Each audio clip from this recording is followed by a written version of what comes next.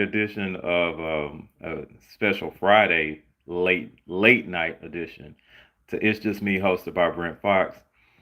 This is gonna be a quick one, y'all. I'm just simply gonna talk about the QB situation with my Steelers, and I'm pretty much gonna wrap it up after that.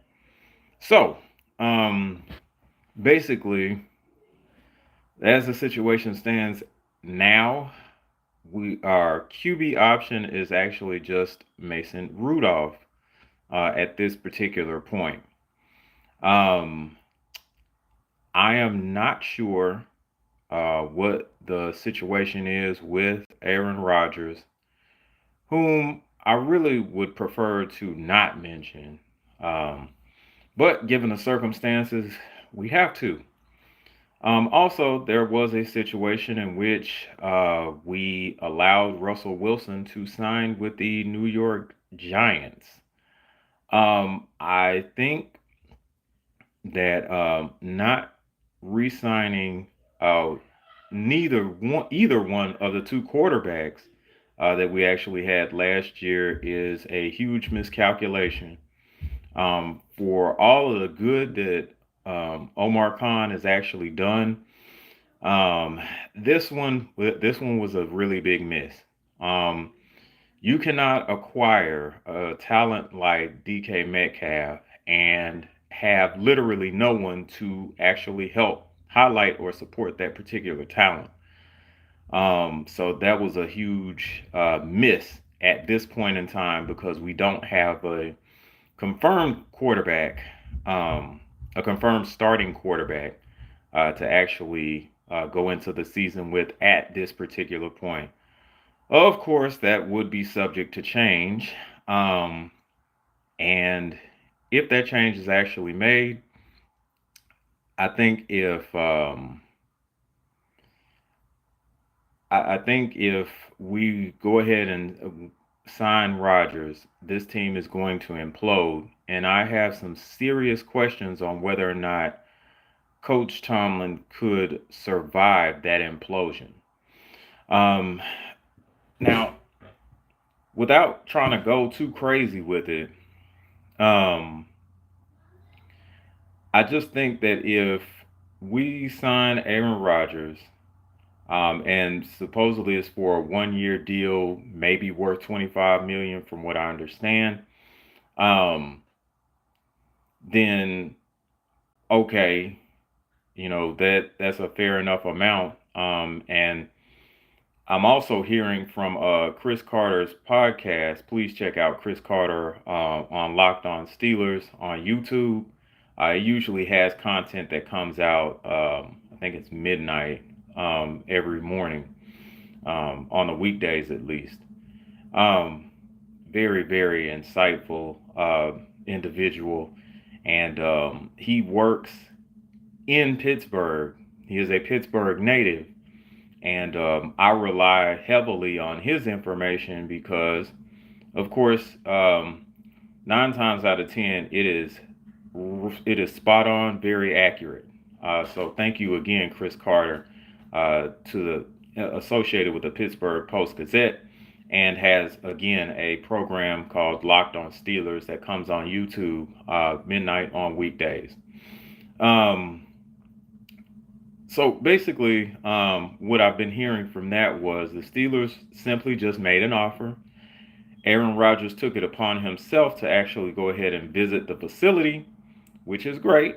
Um, and then I guess they were reviewing film, um, doing a get to know you, and pretty much just touring the facilities and just kind of figuring out how things work for about 6 hours.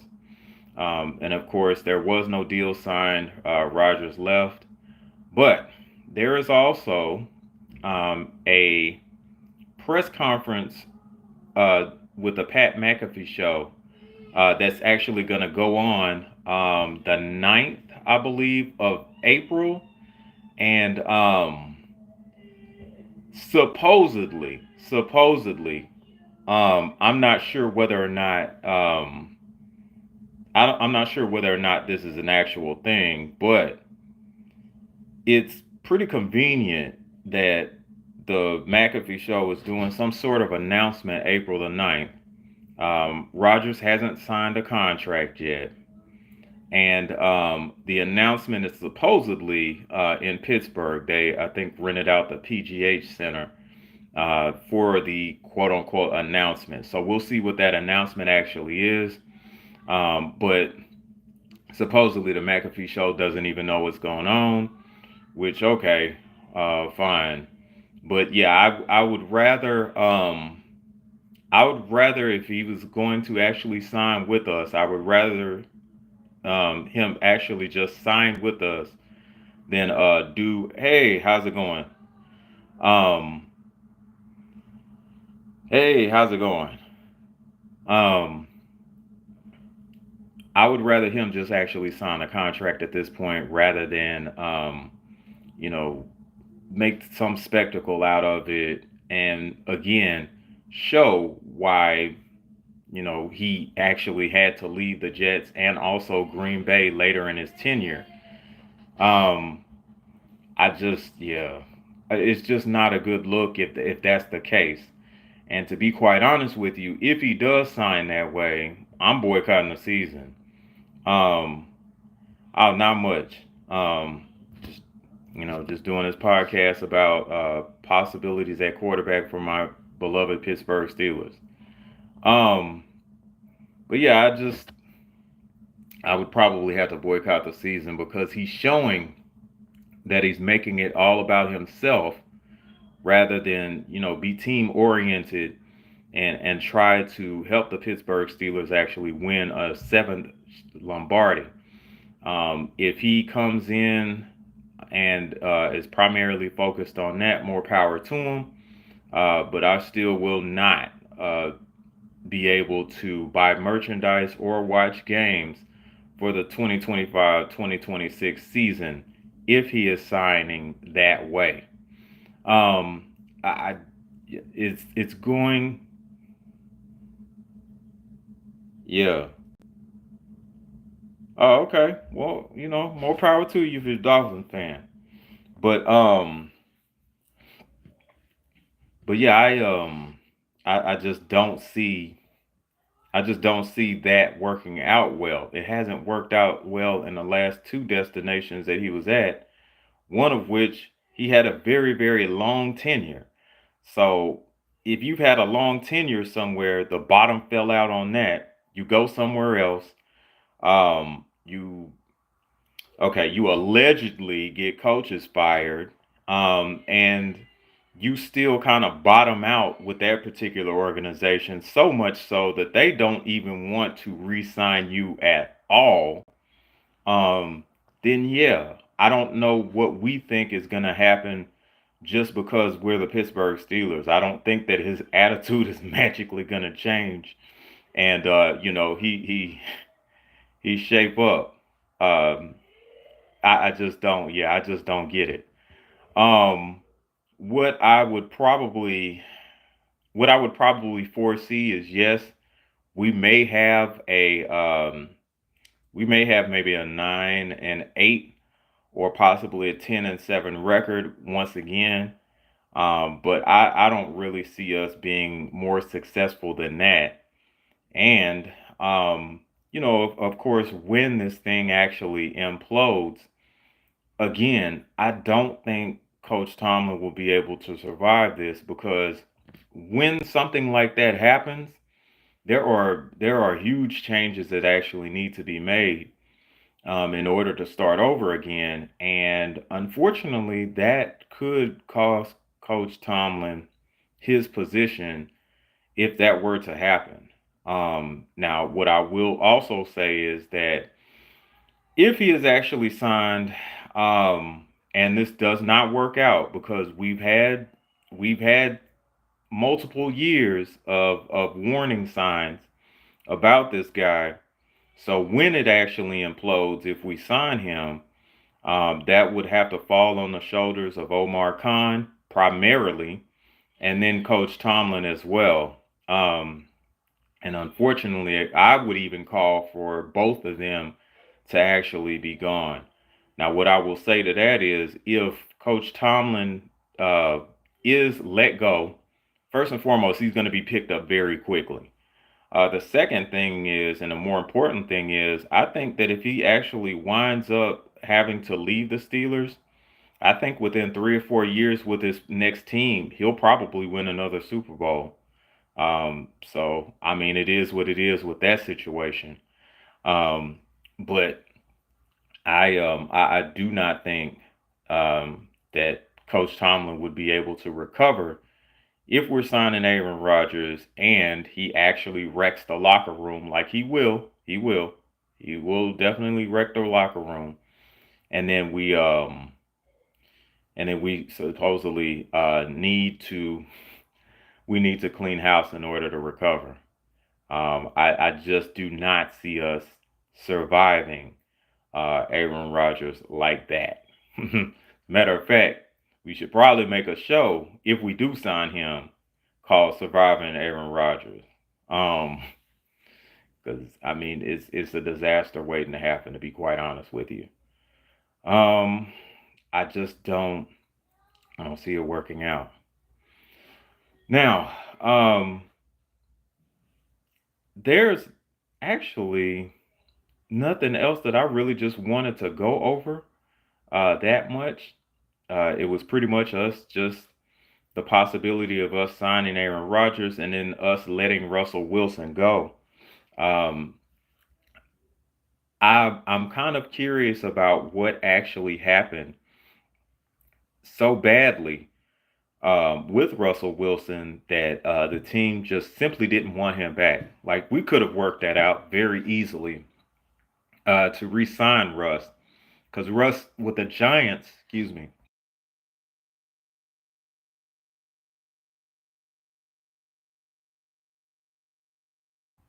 Okay, so Russ with the Giants actually signed for 10 million guaranteed. That's not much at all, especially at the quarterback position.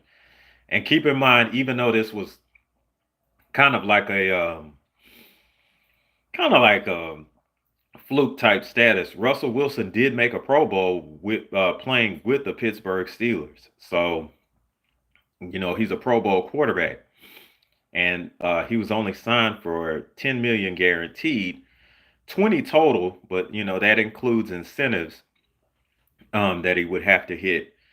But yeah, that could have easily been a contract that we've drawn up for Russ, and with that type of money, I'm sure that he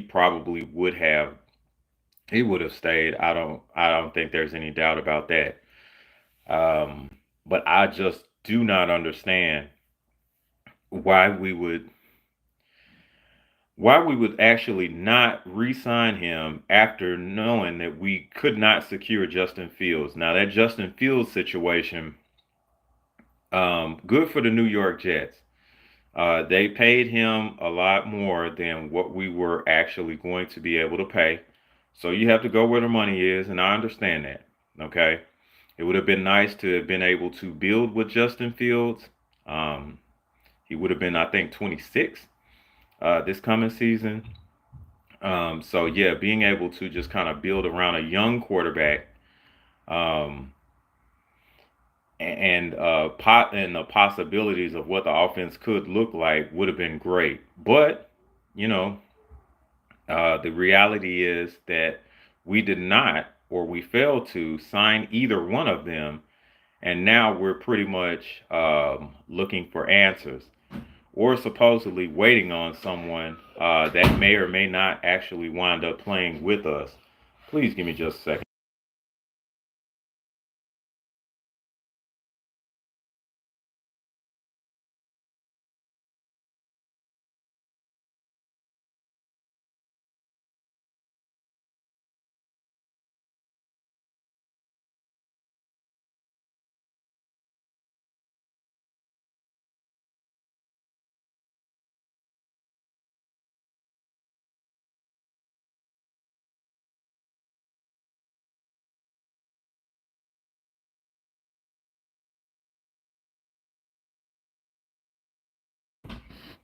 Hey, how's it going? Sorry. Um, as I always say, I'm a real person with real situations. So that was a real situation over there. Um, um, but yeah, as I was stating, it would have been nice to actually build with Fields, but knowing that, of course, New York paid the money that they paid, I think we were willing to give him, I think it was a 2-year deal worth 30 million. But the guaranteed money was not 30 million. I think it was probably closer to I think it was probably closer to 15. So, you have to go where the money is. I get that. Um, I also, hey, I also, I also understand that, you know, it was kind of like a, boom or bust situation with that too, as well as, just solely signing Justin Fields. Yes, he was able to bring us to a 4-2 record in 6 games. But there was also a situation to where we were hitting a ceiling as an offense. And when Russ initially came in, he vaulted past that particular ceiling, and we started scoring points. Um, which is all the more reason we probably should have kept Russell Wilson. Um, I am hoping that we are 100% or close to 100% certain that we are signing the other person. Um, and I guess we will have to wait and see. April the 9th, I suppose, is when this Pat McAfee thing is happening. Now, again, the McAfee crew is not stating whether or not this is in connection to Aaron Rodgers signing with Pittsburgh or anything. They just mentioned that they're going to make an announcement and was pretty tight-lipped about what that announcement was. So we shall see. We shall see. So having said that, it may be more unlikely that that he probably will sign on that particular day. Um, but if again, if that guy does that and we accept that, then I don't. Yeah, I can't. I cannot support that. Um, yeah, yeah.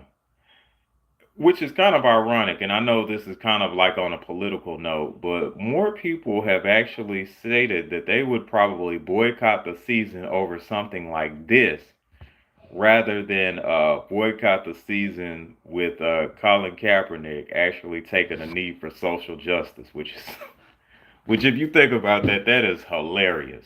Um, oh man, and most of those folks that probably weren't gonna take a stand like that look like me. Um, so yeah, that's wild. But again, you know, if we know that this person has serious issues that would actually cost us as a team, and we sign him anyway, then yeah, the season's pretty much lost.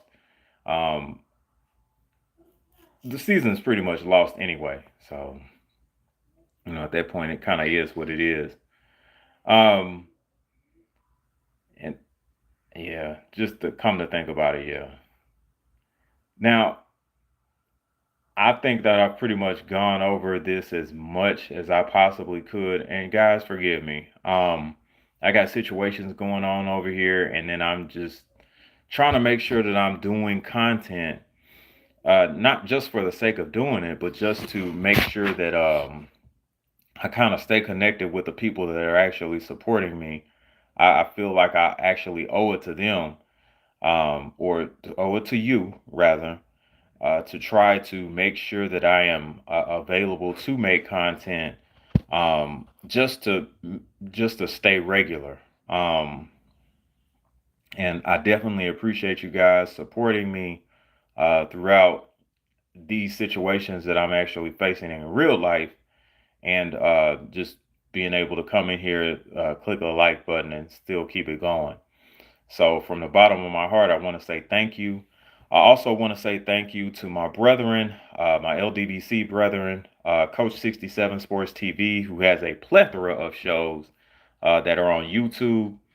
Um, he has shows that range from Southern University content to content about The Wire, to a new show that he and my brother Jared O11 Green are coming out with, called From a Black Man's Perspective. Those shows usually come on Saturdays on YouTube. And then on Sundays, we have the Southern Baller Show that usually comes on around 3:30 p.m. Central Standard Time, also on YouTube. It is some can't miss content. We primarily talk about football. We do a little bit of basketball. We also do a little bit of boxing as well. And it's a really enjoyable program. We have special guests such as Joe Townsend, who always adds a little flavor to the mix. And he's can't miss entertainment as well. But I just want to thank you guys again from the bottom of my heart that you're sticking in here with me. Um, kind of as I go through these real life changes, and um, sometimes missing shows and then having to do makeup shows like this one, just to make sure that I stay regular and try to keep going with the supporters that I actually have. So again, I'm very appreciative. Thank you for tuning in to It's Just Me, hosted by Brent Foxx. Hello, and I'm out of here. Peace.